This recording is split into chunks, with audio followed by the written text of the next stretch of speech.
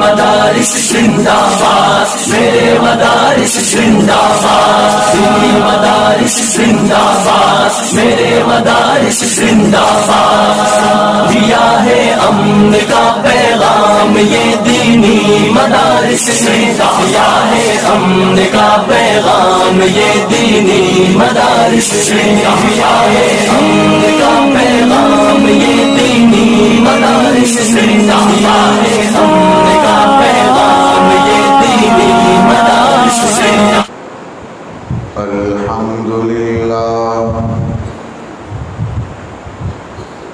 الحمد لله نحمده ونستعينه ونستغفره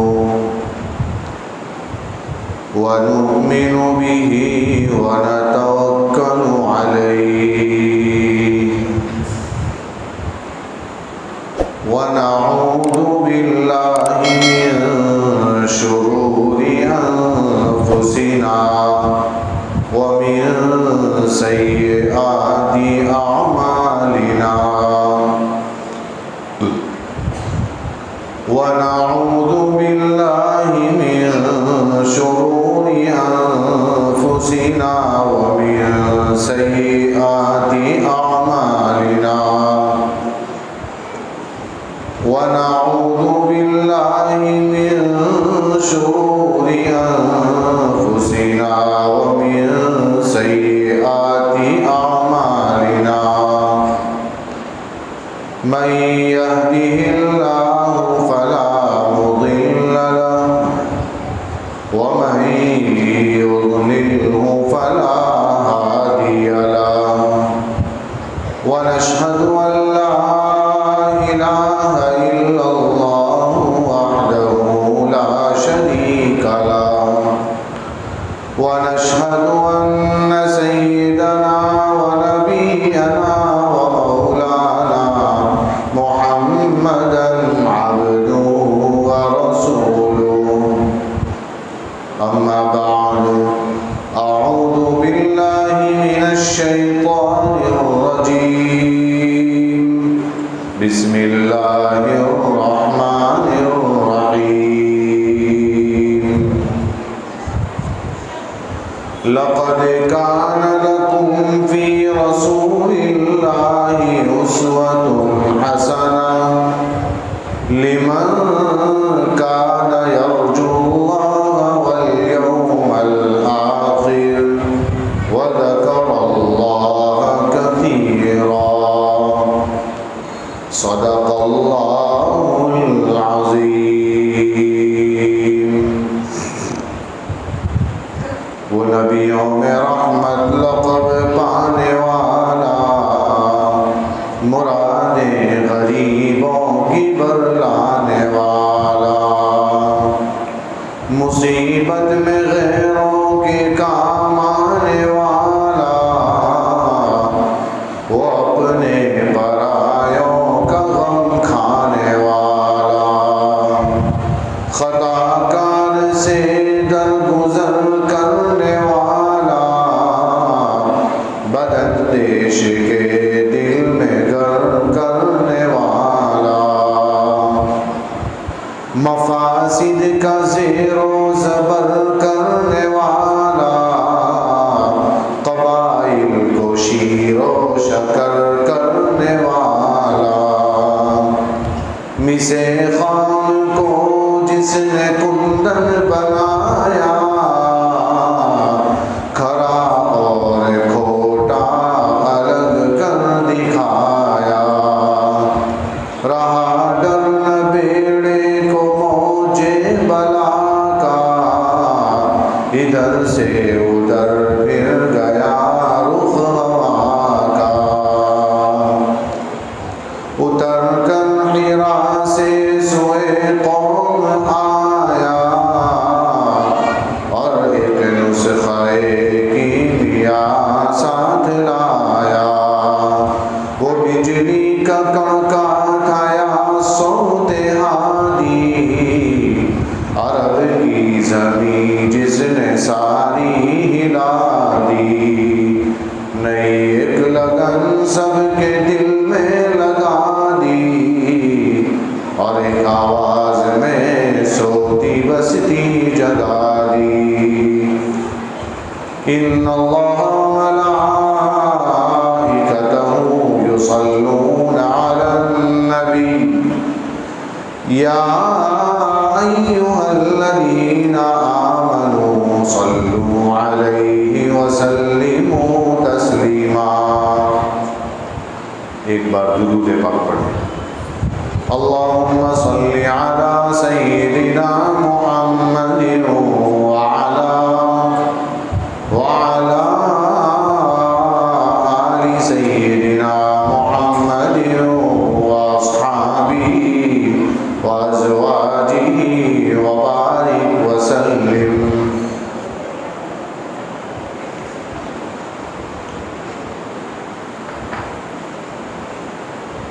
معزز و محترم علماء کرام، دوستوں، بزرگوں، دینی بھائیوں، پردے کے پیچھے سن رہی دینی مائیں اور بہنیں،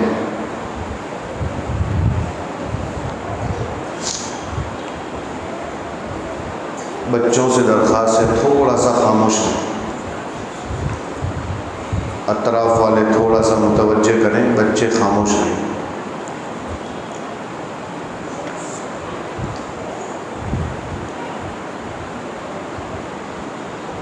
مدرسہ فیضان القرآن کے فیض یافتہ طلبہ ابھی کچھ پروگرام پیش کر رہے تھے، معاشرے کی دکھتی رگ پر ہاتھ رکھ رہے تھے۔ کسی نے قرآن پڑھ کر سنایا، کسی نے نعت سنائی، ایک شاندار جاندار مکالمہ ہوا۔ اگر کوئی انسان صرف اتنی بات کو لے کر بھی گھر چلا جائے تو زندگی بدلنے کے لیے تو کافی ہے۔ پھر بھی چند باتیں چند منٹوں میں آپ کی خدمت میں پیش کرنے کی کوشش کرتا ہوں۔ سب سے پہلے یہ طلبہ کرام کو، ان کے اساتذہ کو، ان کے منتظمین کو مبارکباد پیش کرتا ہوں۔ اس دور میں ان چھوٹے بچوں کی زبانوں سے قرآن کا نکلنا، نعت کا نکلنا، شریعت کی باتیں کرنا، یہ کوئی معمولی بات نہیں ہے۔ بہت سارے بڑے بوڑھے یہاں بیٹھے ہیں، ان سے میں سے کتنے ایسے ہوں گے جن سے پوچھیں ایمان مجمل کیا ہے، نہیں معلوم ہوگا، ایمان مفصل کیا ہے، نہیں معلوم ہوگا۔ اور بچے اگر سیکھ لیتے ہیں تو یہ گھر کے اندر ایک ماحول بناتے ہیں۔ جو کام والد نہیں کرتا، جو کام ماں نہیں کرتی، وہ کام استاذ کر کے دکھاتا ہے۔ اساتذہ کا بہت زیادہ شکریہ ادا کرنا چاہیے۔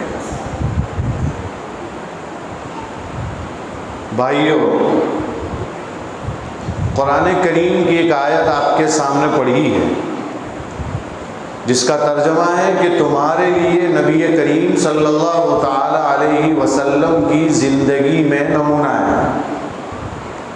اسوتن کے معنی کسوٹی کے آتے ہیں۔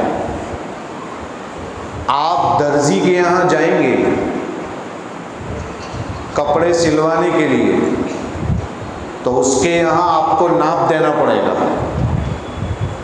جب ناپ دیں گے تو درزی اس بات کا مکلف ہوگا کہ جو ناپ دیا ہے ویسا ہی کپڑا سلنا ہے، نہ کچھ کمی کر سکتا ہے نہ کچھ زیادتی کر سکتا ہے۔ اگر کمی زیادتی ہوگی تو یہ درزی کی غلطی سمجھی جاتی ہے۔ جب یوں کہا کہ آپ صلی اللہ علیہ وسلم کی زندگی میں بہترین نمونہ ہے، کسوٹی ہے، تو مطلب یہ ہے کہ ہماری دنیاوی زندگی میں اللہ تعالیٰ نے سرکار کو کسوٹی بنا کر بھیج دیا، نمونہ بنا کر بھیج دیا۔ اب ماں کے پیٹ سے نکل کر قبر کے پیٹ میں جانے تک کی جو زندگی ہے درمیان کی، یہ بالکل سرکار کی زندگی کے مطابق ہوگی تو کامیاب ہے، اور اگر اس کے خلاف ہوگی تو ناکام ہے۔ ذرہ بھی کمی ہوئی، ذرہ بھی اضافہ ہوا تو یہ اللہ کے یہاں جرم سمجھا جائے گا اور یہ گناہ سمجھا جائے گا جس کی پکڑ ہوگی۔ اسی لیے فرمایا ہمیں اپنی زندگی میں سرکار کو آئیڈیل بنا کر چلنا ہے، سرکار کو نمونہ بنا کر چلنا ہے۔ حضرت انس رضی اللہ تعالیٰ عنہ فرماتے ہیں ایک شخص آیا اور اس نے آ کر اللہ کے رسول صلی اللہ تعالیٰ علیہ وسلم کی خدمت میں یہ بات پیش کی کہ قیامت کب آئے گی؟ آپ صلی اللہ تعالیٰ علیہ وسلم نے فرمایا آپ نے قیامت کے لیے تیاریاں کیا کی ہیں؟ فرمایا اللہ کے رسول ما اعددت للساعۃ، میں نے قیامت کے لیے کوئی تیاری تو نہیں کی ہے، الا انی احب اللہ ورسولہ، مگر یہ کہ میں اللہ اور اس کے رسول سے محبت کرتا ہوں۔ تو آپ صلی اللہ تعالیٰ علیہ وسلم نے فرمایا المرء مع من احب، آدمی قیامت کے دن اس کے ساتھ ہوگا جس کے ساتھ اس نے دنیا میں محبت کی ہوگی۔ آپ غور کیجئے، یہاں سرکار محبت پر سرکار کے ساتھ، نبی کے ساتھ، جس کے ساتھ محبت ہوگی اس کے ساتھ حشر کرنے کو کہہ رہے ہیں۔ لیکن محبت کا مطلب صرف زبان سے دعویٰ نہیں، اس کا نام محبت نہیں ہے۔ آپ نے کسی عربی شاعر کا کلام کبھی سنا ہو؟ ایک عربی شاعر نے کہا ہے، کیا کہا ہے؟ شعب الایمان ہے، امام بیہقی رحمۃ اللہ علیہ کی کتاب، اس میں ہے یہ تعصی الہ وانت تظہر حبہ ھذا محال فی الفعال بدیع۔ کہنا یہ چاہ رہے ہیں کہ ایک طرف تو اللہ کی نافرمانی کرتا ہے اور دوسری طرف محبت کو ظاہر کرتا ہے، اس کا تو کوئی مطلب ہی نہیں، اس لیے کہ محبت کا اظہار بھی کر رہا ہے اور نافرمانی بھی کر رہا ہے، دونوں کا کوئی جوڑ نہیں۔ تعصی الہ وانت تظہر حبہ ھذا محال فی الفعال بدیع لو کان حبک صادقا لأطعته ان المحب لمن احب مطیع۔ اگر تو سچی محبت کرنے والا ہے تو ضرور اس کی اطاعت کرتا، ضرور تو اس کی فرما برداری کرتا، اور اس لیے کہ محبت کرنے والا اپنے محبوب کی اطاعت کرنے والا ہوتا ہے۔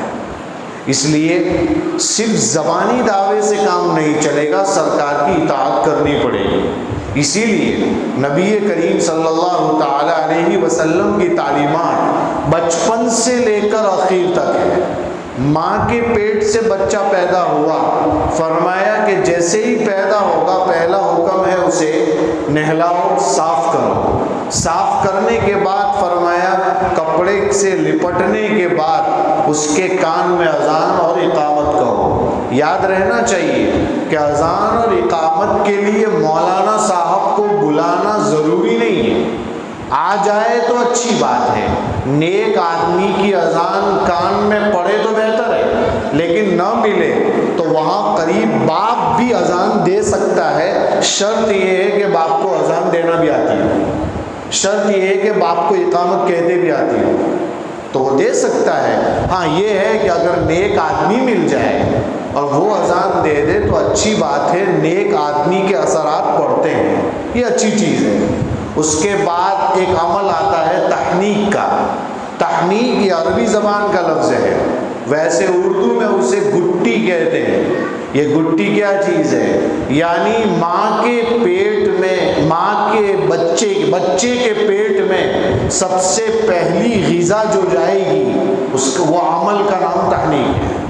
دودھ پلانے سے بھی پہلے سب سے پہلے وہ کھجور یا چھوارے یا شہد یا کوئی بھی میٹھی چیز، ایسی چیز جو کوئی نیک آدمی چبا کر تھوڑا سا اس کے منہ میں تالو میں لگا کر چپکا کر رکھے اور اس کا عرق، اس کا رس اس کے پیٹ میں جائے، یہ عمل تحنیک کا ہے۔ لیکن ہمارے یہاں کیا ہوتا ہے کہ جو ہے دادا جان کر دیں گے، تایا جان کر دیں گے، خالہ جان کر دیں گی، وہ کر دیں گے، ٹھیک ہے۔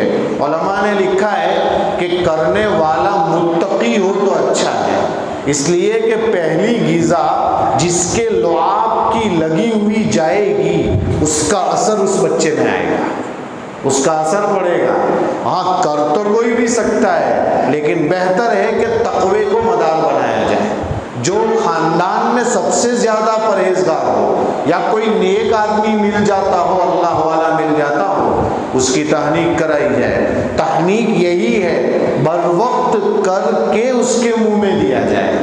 یہ تحنیک نہیں ہے کہ پہلے کر لیا اب اس کو فریج میں رکھ دیا، 5-6 دن کے بعد بچہ پیدا ہوا، مہینوں کے بعد ہوا، اب جو دیا جائے گا یہ تحنیک نہیں ہے، یہ تبرک ہے۔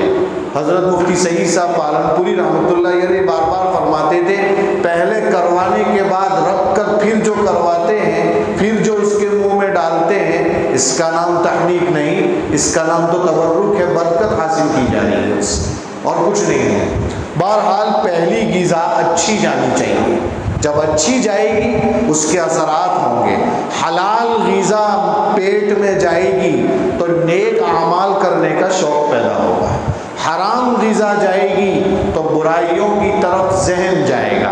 اس لیے اچھی غذا کے فائدے ہیں۔ حجاج بن یوسف کا نام مجھے یاد آیا، کلیمہ گو مسلمانوں میں سب سے بڑا ظالم گزرا ہے، اور اس کے ہاتھوں کم سے کم 1.25 لاکھ لوگوں کی جان گئی ہے، کم سے کم۔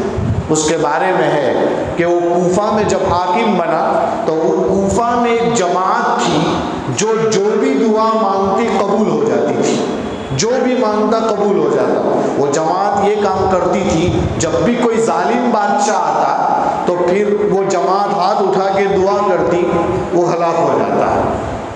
حجاج بن یوسف نے پہلے وہ مستجاب الدعوات جو جماعت تھی، یعنی جن کی دعائیں قبول ہوتی تھی، انہی کو دعوت دے دی اپنے گھر پر اور برابر کھلایا، اور کھلانے کے بعد ملاقات کرتے ہوئے کہا اب آپ کی بد دعا مجھے لگے گی نہیں، اس لیے کہ میں نے حرام غذا آپ کے پیٹ میں ڈال دی ہے۔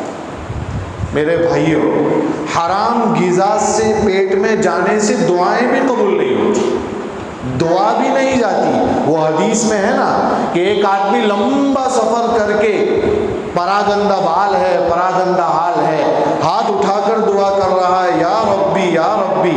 آپ صلی اللہ تعالیٰ علیہ وسلم فرماتے ہیں اس کا کھانا حرام ہے، اس کا پینا حرام ہے، اس کا لباس حرام ہے، کہاں اس کی دعا قبول ہوگی؟ تو حرام لقمے سے بچنا چاہیے، حلال لقمے کا اہتمام کرنا چاہیے۔ یہاں سے آگے چل کر بچے کو سب سے پہلے اللہ کا نام سکھانا چاہیے۔ اکثر ہمارے معاشرے میں بچہ تھوڑا سا بولنے لگتا ہے تو کوئی ابو سکھاتا ہے، کوئی امی سکھاتا ہے، ابا کا ڈبہ تو پوری زندگی بجانا ہے، کوئی مسئلہ ہی نہیں ہے، وہ تو ویسے بھی سیکھ جائے گا، اس کو کہنے کی ضرورت ہی نہیں ہے۔ اصل بات تو یہ ہے کہ اس کی زبان پر اللہ سکھائیے، بار بار باپ پوچھے کہ اللہ کہاں ہے، اللہ کدھر ہے، اللہ کتنے ہیں، اللہ ایک ہے، اللہ اوپر ہے، اس طرح کی باتیں سکھانی چاہیے۔ ہمارا نبی کون ہے، ہمارا اس مذہب کیا ہے، یہ بتانا چاہیے۔ بچوں کو یہ چیزیں سکھائیں گے تو بچہ بچپن سے ہی اچھی تربیت کے اثر سے گزرتا چلا جائے گا۔ اب آپ سمجھ سکتے ہیں اس کے بعد کا مرحلہ آتا ہے بچوں کو اچھے اچھے کپڑے پہنانے کا، بچوں کو کھلونے دینے کا۔ کھلونوں میں بھی خیال رکھنا چاہیے کہ ایسے کھلونے نہ ہو کہ بچے کے کان میں بچپن سے ہی میوزک پڑے، چونکہ اس کو تو اسی میں مزہ آتا ہے۔ ایسے کھلونے نہ دے جس میں تصویریں ہوں، اس لیے کہ اس گھر میں رحمت کے فرشتے داخل نہیں ہوتے جس گھر میں کتا ہو، خنزیر ہو، تصویر ہو، اس گھر میں رحمت کے فرشتے ہی نہیں آتے۔ تو پھر سوچنا چاہیے ہم کیسے کیسے کھلونوں سے بچوں کا دل بہلا رہے ہیں، اور بچوں کو چپ کرنے کے لیے پتہ نہیں کیا کیا بچوں کو دے دیتے ہیں۔ ماؤں اور بہنوں کو چاہیے، باپ کو چاہیے بچوں کے لیے صحیح کھلونوں کا انتخاب کریں۔ اس کے بعد کپڑے پہنانے کی بات آتی ہے۔ بعض علماء نے لکھا ہے، پتے کی بات لکھی، ریڈی میڈ کپڑے پہنانے کے مقابلے میں بچوں کو گھر میں کپڑے سل کر دینے چاہیے۔ یہ کیوں بھائی؟ ریڈی میڈ کپڑے تو بہت ملتے ہیں مارکیٹ میں۔ فرمایا بازار کی گندی ہوا ان کپڑوں پر لگی ہے، اس کے اثرات بھی بچوں پر آ سکتے ہیں، اس کا بھی نقصان ہو سکتا ہے۔ مولانا مفتی رشید احمد صاحب گنگوہی رحمۃ اللہ علیہ فرماتے ہیں کہ ایک مرتبہ ان کے پاس کوئی آیا اور اس نے مدینۃ المنورہ کا رومال پیش کیا ہدیے میں۔ وہ لیا، انہوں نے اس رومال کو چوما اور سر پر رکھا اور بہت خوش ہوئے۔ لوگوں نے کہا یہ تو چائنا کا رومال ہے۔ فرمایا مجھے معلوم ہے کہ رومال چائنا میں تیار ہوا ہے، لیکن اس کو مدینے کی ہوا لگی ہے، اس وجہ سے میں اسے چوم رہا ہوں، اس وجہ سے میں اسے سر پر رکھتا ہوں۔ تو بازار کے گندے ماحول سے کپڑا گزر کر جب بچے کے، لڑکے کے، لڑکیوں کے بدن پر آئے گا، اس کے بھی اثرات ہو سکتے ہیں۔ اس سے پہلے ایک بات چھوٹ گئی، نام رکھنے کا مرحلہ۔ بچہ پیدا ہوتا ہے تو نام رکھنے کی بات آتی ہے۔ نام رکھنے کے سلسلے میں لڑکا ہو کسی نبی کا نام رکھے، کسی صحابی کا نام رکھے، کسی ولی کا نام رکھے، کسی مجتہد، فقیہ، محدث، مفسر، کسی عالم کا نام رکھے۔ آج کل یہ ایک مسئلہ چل پڑا ہے، ایسا نام رکھنا ہے جو آج تک کسی نے نہ رکھا ہو۔ تو ہمارے ایک دوست ہیں اور ایک بہت بڑے عالم ہیں، وہ یہ کہتے ہیں کہ جب اب وہ کام بھی ویسا ہی کرے گا جو آج تک کسی نے نہیں کیا ہوگا، پھر بچہ کام بھی ویسا ہی کرے گا۔ اس لیے 1400 سال پرانے دین میں نئی کوئی چیز نہیں آئے گی، پرانا ہی چلے گا۔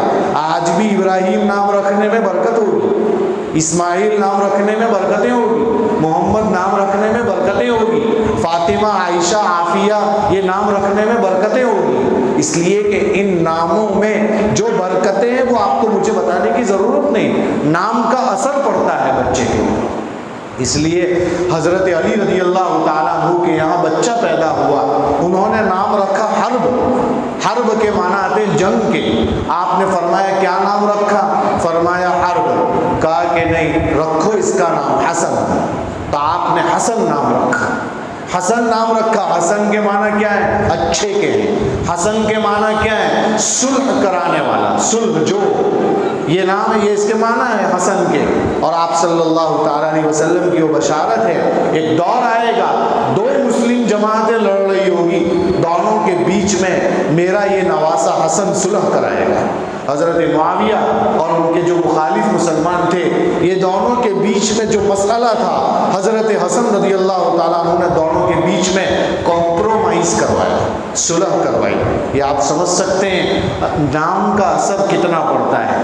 مفتی رشید احمد لدھیانوی رحمۃ اللہ علیہ فرماتے ایک شخص میرے پاس آیا، کہا میرے یہاں لڑکی ہوئی ہے، کیا نام رکھا ہے بھائی؟ کہا کہ اسرا نام رکھا ہے۔ کہا یہ کیا ترتیب ہے اسرا نام رکھنے کی؟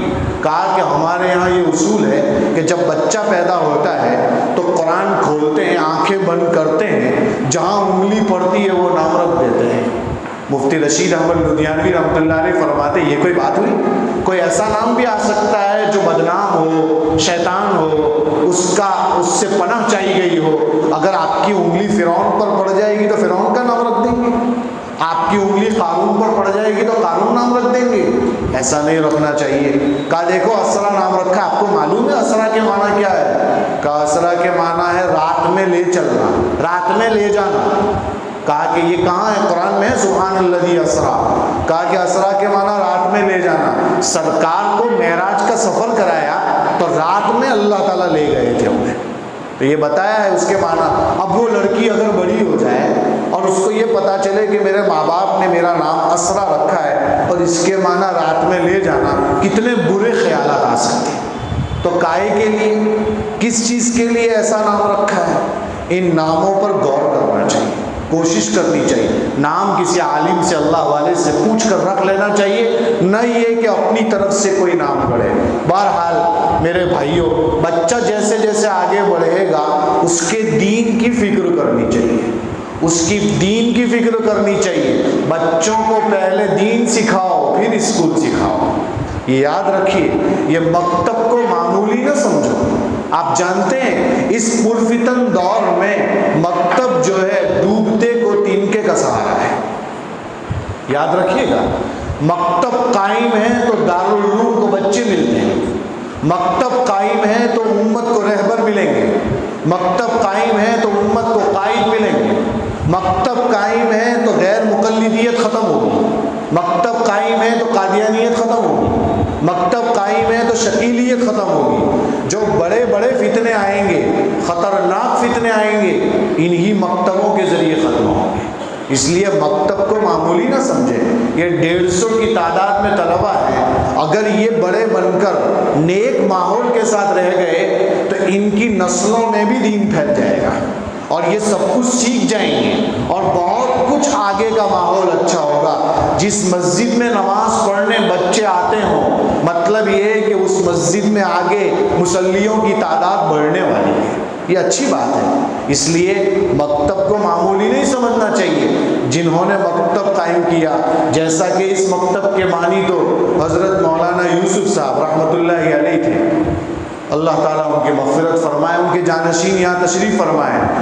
کیا کام کر کے گئے، ان کو کتنا ثواب پہنچتا ہوگا ہمیں نہیں پتا، مسلسل ثواب ملتا ہوگا. اس لیے کہ جیسے جیسے بچوں کی زندگی بنتی چلی جائے گی ان کے نامہ اعمال میں اضافہ ہوتا چلا جائے گا، اس کا فائدہ ان کو ہوگا. یہ مکتب ایسے ہیں کہ حاجی امداد اللہ مہاجر مکی رحمۃ اللہ علیہ فرمایا کرتے تھے، مجھے اپنے کسی عمل پر بھروسہ نہیں، لیکن اس بات پر ضرور بھروسہ ہے، اللہ کی ذات سے قوی امید ہے کہ میں نے جو مکتب قائم کیے ہیں اور جال پھیلائے ہیں، اللہ تعالیٰ اس کے بدلے میں میری مغفرت کر دے گا. حاجی امداد اللہ صاحب یہ کہا کرتے تھے. مولانا منظور نعمانی رحمۃ اللہ علیہ فرمایا کرتے تھے، پیٹ چیر دینے پڑے، فاقے کرنے پڑے، تب بھی مکتب قائم کرو. حضرت جی مولانا الیاس صاحب رحمۃ اللہ علیہ فرمایا کرتے تھے، اکیلا 100 آدمیوں کے 100 مکتبوں کا خرچ دینے کے لیے تیار ہوں، لیکن مکتب قائم کرو وہاں کھڑا ہو جاؤں گا اور اس کا خرچہ نبھاؤں گا. میرے بھائیوں، مکتب بہت قیمتی چیز ہے، بہت معمولی چیز نہیں ہے، یہ بہت اہم چیز ہے. یہاں دین کی تعلیم شروع سے لے کر اخیر تک سب کچھ سکھایا جاتا ہے، عقائد بتائے جاتے ہیں، تعلیم دی جاتی ہے، بچے کو ادب سکھایا جاتا ہے، بچے کو پڑھایا جاتا ہے. ان سب چیزوں کے ساتھ ساتھ مزید بات مجھے یہ عرض کرنی ہے کہ جو قرآن نے قوا انفسکم واہلیکم نارا، اپنے آپ کو بچاؤ اور اپنے گھر والوں کو آگ سے بچاؤ، یہ جو کہا ہے قرآن نے، یہ کام تو اصل ماں باپ کا تھا کہ اپنے بچوں کو آگ سے بچائے، اپنے بچوں کو جہنم سے بچائے. لیکن ماں باپ اتنے مشغول ہیں کہ اپنے بچوں کو نہیں کر پا رہے ہیں کچھ، تو انہوں نے مکتب میں بھیج دیا. اب یہ کام کون انجام دے رہا ہے؟ مکتب کے اساتذہ انجام دے رہے ہیں. تو اب ماں باپ کے ذمے کیا رہا؟ ماں باپ کے ذمے یہ رہا کہ اپنے بچوں کو صحیح ٹرین کرے، تیار کرے. آج کل مسئلہ یہ ہے کہ بچوں کی طرف مدرسے میں توجہ نہیں دی جاتی.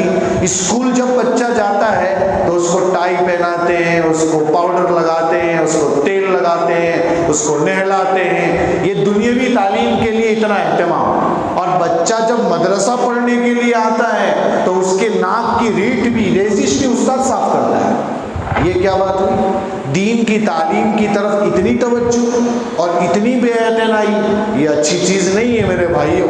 یاد رکھیے، سکون اسی دین میں ملے گا، سکون قرآن کی تلاوت میں ملے گا، سکون اسی تعلیم کو حاصل کرنے میں ملے گا، کہیں اور نہیں ملے گا. حضرت جی مولانا یوسف صاحب رحمۃ اللہ علیہ فرمایا کرتے تھے کہ پانی ایسی چیز ہے انسان جتنا بھی پی لے، جتنا بھی کھانا کھا لے، جتنا بھی کوئی کولڈ ڈرنک پی لے، لیکن پانی کی پیاس لگتی ہے اسے، پانی کے بغیر کام نہیں چلتا۔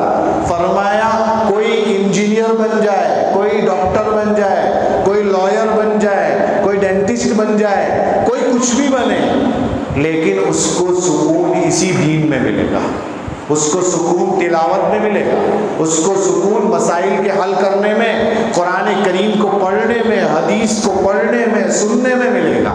اس لیے والدین کو چاہیے کہ جو استاذ پڑھا رہے ہیں پہلے تو ان کا شکریہ ادا کریں کہ آپ ہمارے اوپر جو فرض تھا وہ آپ نبھا رہے ہیں، اس کو آپ پورا کر رہے ہیں۔ دوسرا، بچوں کو صحیح تیار کر کے بھیجیں، استاذ نے کیا سبق دیا ہے پوچھیں کہ کل کیا پڑھایا، کس طرح کی تعلیم دی۔ کچھ چیزیں ایسی ہوگی جو ماں باپ کو بھی نہیں معلوم ہوگی، پوچھیں کہ یہ تو مجھے بھی نہیں معلوم، اچھا یہ بھی سکھایا، یہ بھی سکھایا۔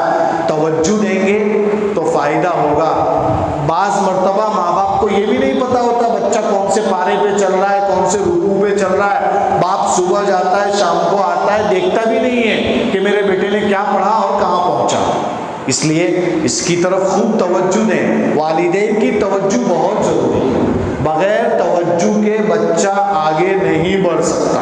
والدین توجہ دیں، غور کریں، استاذ کا شکریہ ادا کریں۔ امام ابو حنیفہ رحمۃ اللہ علیہ کا بیٹا حماد صرف سورہ فاتحہ استاذ کے پاس پوری کی تو امام ابو حنیفہ نے 500 درہم ان کے استاذ کو عطیہ دیا کہ میرے بیٹے نے سورہ فاتحہ پوری کر لی۔ اور آج کل کے استاذ کا حال کیا ہے؟ بیچارہ استاذ گھس گھس کر مر جاتا ہے، اس کی تنخواہ کیا ہوتی ہے پوچھیے گا۔ وہ امام زندگی بھر نماز پڑھاتا ہے، اس کی تنخواہ پوچھیے گا۔ مؤذن برسوں سے اذان دیتا ہے، اس کی سیلری پوچھیے گا۔ دین کے رہبروں کو کم نہ سمجھیں، اپنا بہت اچھا پیسہ ان علماء، ان خدام، یہ قرآن کریم پڑھنے پڑھانے والوں کے پیچھے لگائیں۔ جو اللہ کی راہ میں خرچ کرتا ہے نا، دنیا میں ایک آدمی آپ ایسا نہیں بتا سکتے جس نے 1 روپیہ اللہ کی راہ میں خرچ کیا اور وہ غریب ہو گیا، کبھی نہیں بتا سکتا۔ اس لیے اس کی طرف توجہ دیں۔ اور آخری بات، وقت میرا پورا ہو چکا ہے، زیادہ وقت لے لیا ہے میں نے، لیکن آخری بات کہہ کر اپنی بات ختم کر دوں، چونکہ ابھی انعامات بھی باقی ہیں، اس لیے آخری بات کہہ کر اپنی بات کو ختم کروں۔ تربیت کا بہت بڑا اثر ماں باپ پر ہوتا ہے۔ استاذ تو اپنا کام کرتا ہے، لیکن مین تو ماں باپ ہے، اصل تو ماں باپ ہے۔ جب مائیں اچھی ہوتی تھی تو محی الدین چشتی اجمیری پیدا ہوتے تھے، مائیں اچھی ہوتی تھی تو قطب الدین بختیار کاکی جنم لیتے تھے، مائیں اچھی ہوتی تھی جنید بغدادی پیدا ہوتے تھے۔ آج ماؤں کا حال کیا ہے؟ دودھ پلاتے ہوئے سیریل دیکھ رہی ہے، اور وہاں شیخ زکریا رحمۃ اللہ علیہ فرماتے ہیں میری دادی جان نے میرے ابا کو دودھ پلایا، جب میرے ابا نے دودھ پینا چھوڑا میرے والد 6 رکوع قرآن کے حفظ کر چکے تھے۔ اب 6 رکوع قرآن کے 2 سال کی عمر میں حفظ کر چکے تھے۔ کیسا قرآن پڑھتی ہوگی حضرت شیخ زکریا کی دادی کہ وہ بچہ جو ہے 2 سال کی عمر میں 6 رکوع قرآن کے حفظ کر چکا ہے۔ تو آج کل ماؤں کی بہت بڑی پریشانی ہے۔ حضرت عمر رضی اللہ تعالیٰ عنہ فرماتے ہیں ایک مرتبہ ایک باپ اپنے بیٹے کو میرے پاس حضرت عمر کے دور میں حکومت میں لے کر آیا اور آ کر کہا میرا بیٹا میری بات مانتا نہیں۔ سننے کی بات ہے، آخری بات ہے، آپ توجہ سے سنیں گے بہت فائدہ ہوگا۔ اکثر ایسا ہوتا ہے کہ والدین اپنے بچوں کا حق ادا نہیں کرتے۔ پہلا حق ہے باپ اپنے بچوں کا حق ادا کرے۔ بچہ بڑا ہوگا تو پھر اس کے ذمہ والدین کا حق ہوگا۔ ہوتا کیا ہے، شروع میں حق ادا نہیں کرتے اور آگے چل کر باپ چاہتا ہے کہ بچہ میرا حق ادا کرے، ایسا ہوتا نہیں۔ دیکھیے حضرت عمر سے آ کر شکایت کی کہ میرا جو ہے بچہ میری بات مانتا نہیں ہے، تو حضرت عمر رضی اللہ تعالیٰ عنہ نے اس بیٹے سے پوچھا، بچے سے پوچھا صحیح کہہ رہے ہیں تمہارا ابو؟ کہا بالکل صحیح کہہ رہے ہیں۔ کہا لاؤ کوڑا۔ حضرت عمر درہ لگاتے تھے، کوڑا مارتے تھے، سزا دیتے تھے۔ کہا لاؤ ذرا اس کو سزا دینے کی ضرورت ہے۔ تو لکڑی درہ کوڑا منگوایا گیا تو اس بچے نے کہا مارنے سے پہلے میری بات بھی سن لیں پھر آپ مارے مجھے مارنا۔ کہا کیا ہے؟ کہا سب سے پہلے تو یہ ہے کہ میرے والد نے جس لڑکی سے شادی کی وہی غلط کی تھی، ان کو سوچنا چاہیے تھا۔ میری ماں ایسی تھوڑی ہے، میری ماں صحیح ہوتی تو آج میں ایسا نہ ہوتا۔ پہلا کام تو یہ بتایا۔ کہا کہ جو ہے آج کل جو ہے لو میرج بہت چلتا ہے، میرے بھائیوں باپ اور ماں کے فیصلوں پر آگے آگے بڑھیں. ارینج میرج ہونا چاہیے. جو ماں باپ کہیں, ماں باپ سے اچھا شوہر یا بیوی کوئی نہیں چن سکتا. وہی اچھا چن سکتے ہیں, وہی اچھا انتخاب کر سکتے ہیں. فرمایا پہلا کام تو یہ. دوسرا یہ کہ بچے کا نام صحیح رکھا جائے. میرا نام ہی غلط رکھا جس کے اثرات ہے. کہا کیا نام ہے تیرا؟ حضرت عمر نے پوچھا. کہا میرا نام میری ماں نے باپ نے جعل رکھا, جیم عین لام. کا جعل کے معنی کیا ہے؟ کا معنی یہ ہے نالے کا کیڑا, گندے نالے کا کیڑا, یہ اس کے معنی ہے. کہ میرا نام ہی ایسا رکھا تو میں گندا ہی بنوں گا, اچھا نام رکھا ہوگا. یہ دوسرا حق میرے باپ نے فوت کیا. اور تیسری بات یہ ہے کہ مجھے دین پڑھانا چاہیے. یہ باپ اور ماں کا حق تھا, انہوں نے مجھے دین ہی نہیں پڑھایا. اس وجہ سے آج میں ان کی بات نہیں مان رہا ہوں. امیر المومنین, آپ سے یہ کہتا ہوں میرے یہ 3 حق وہ ادا کر دیتے تو آج آپ کو یہ شکایت کرنے کے لیے نہ آتے. میرے بھائیوں, ایسا ہی ہے. ماں باپ جو ہے اپنے بچوں کے یہ حقوق ادا نہیں کرتے, پھر چاہتے ہیں بچہ میرا فرما بردار بنے. ایسا ہوتا نہیں ہے. یہ مکتب میں یہی آداب سکھائے جاتے ہیں, یہی ماں باپ کی اطاعت سکھائی جاتی ہے, یہی اخلاق سکھائے جاتے ہیں. بچوں کو مکتب میں بھیجیں, فکر کریں, بچوں کی تیاری دیکھیں. ماں باپ کو چاہیے کہ ان کی فکر کریں, اس کی طرف توجہ دیں, اساتذہ کے لیے بھی فکر کریں اور اس مکتب کو آباد اور شاد قائم رکھنے کی کوشش کریں. انہی چند گزارشات پر اپنی بات کو ختم کرتا ہوں. اللہ تعالیٰ مجھے عمل کرنے کی توفیق عطا فرمائے. ہم سب باتوں کو, ہم سب کو ان سب باتوں پر عمل کرنے کی توفیق عطا فرمائے. وآخر دعوانا ان الحمد للہ.